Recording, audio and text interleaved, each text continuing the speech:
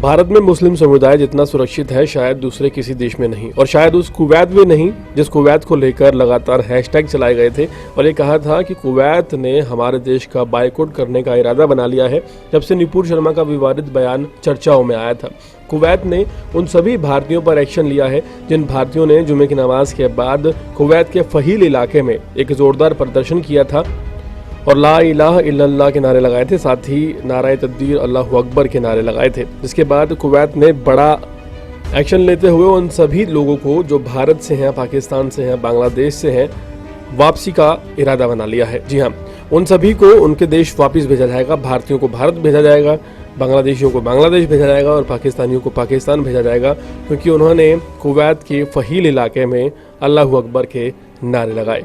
अब ज़रा सोचिए कि ये देश कितना ज़्यादा सुरक्षित है उन सभी लोगों के लिए कि यहाँ नारेबाजी तो क्या, पत्थरबाजों को भी कुछ नहीं कहा जाता।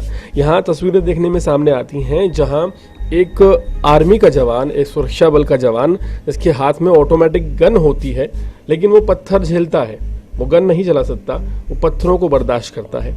और यहाँ कुवैत, जिस कुवैत का हवाला देकर कहा जा रहा था कि पूरी दुनिया में हमारी बेइज्जती हो रही है, अरब देश हमें नोटिस भेज रहे हैं, उस कुवैत ने अल्लाहु अकबर के नारे लगाने पर बांग्लादेशियों को और जो मुसलमान हैं और साथ ही साथ पाकिस्तानी जो मुसलमान हैं और भारतीय जो मुसलमान हैं, उन्हें घर का रास्ता दिखा दिया है और उनकी वापसी कर दी है। दरअसल एक कानून है कुवैत में कि जो प्रवासी मुसलमान हैं, जो मुसलमान भारत से आए हैं, बांग्लादेश से आए हैं या पाकिस्तान से आए हैं, वो वहाँ किसी भी तरह का प्रोटेस्ट नहीं कर सकते। जी हाँ, ये भारत नहीं है जहाँ शरणार्थी जो हैं वो प्रोटेस्ट भी करते हैं, पत्थर भी चलाते हैं और मंदिर भी हड़प लेते हैं और धर्म को कुछ और भी बना देते हैं। ये कुवैत है। कुवैत में अगर आप शरणार्थी हैं, प्रवासी हैं, किसी और देश से आए हैं, तो आपको ये हक नहीं है कि आप सड़क पर खड़े होकर एक नारा भी लगा सकें, चाहे फिर वो इस्लामिक नारा ही क्यों ना हो। लेकिन ये आज़ादी भारत में है। भारत में सभी शरणार्थी जो हैं वो आज भारत के ही मूल निवासियों को खदेड़ने में लगे हैं, उन पर पत्थरबाजी की जाती है, भारत सरकार के ऊपर लांछन लगाए जाते हैं और साथ ही साथ भारत के जो सैनिक हैं, सुरक्षा बल हैं, पुलिसकर्मी हैं, उनके ऊपर पत्थरबाजी की जाती है, कई बार उन्हें मार भी दिया जाता है। हैरानी इस बात की भी है, तब भी किसी को कोई फर्क नहीं पड़ता। लेकिन जब बुलडोजर चलता है तो ट्विटर पर आज की तरह हैशटैग चलाए जाते हैं, Muslim under attack in India, Muslim genocide, और साथ ही साथ ये भी कहा जाता है स्टॉप बुलडोजिंग मुस्लिम्स। क्यों? अगर कुवैत के लिए इतने सख्त कानून हैं तो फिर भारत में हर समुदाय के लिए ऐसे कानून क्यों नहीं होने चाहिए?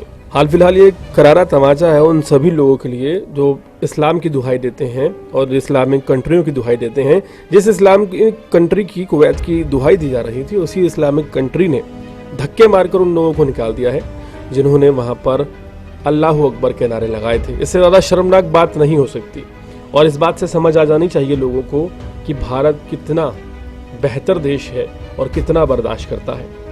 पूरे मामले पर क्या राय है कमेंट सेक्शन में ज़रूर बताएं। इसी तरह के ताज़ा अपडेट्स रहने के लिए हमारे चैनल को सब्सक्राइब करें ताकि आप तक पहुंचता रहे हमारा हर लेटेस्ट अपडेट।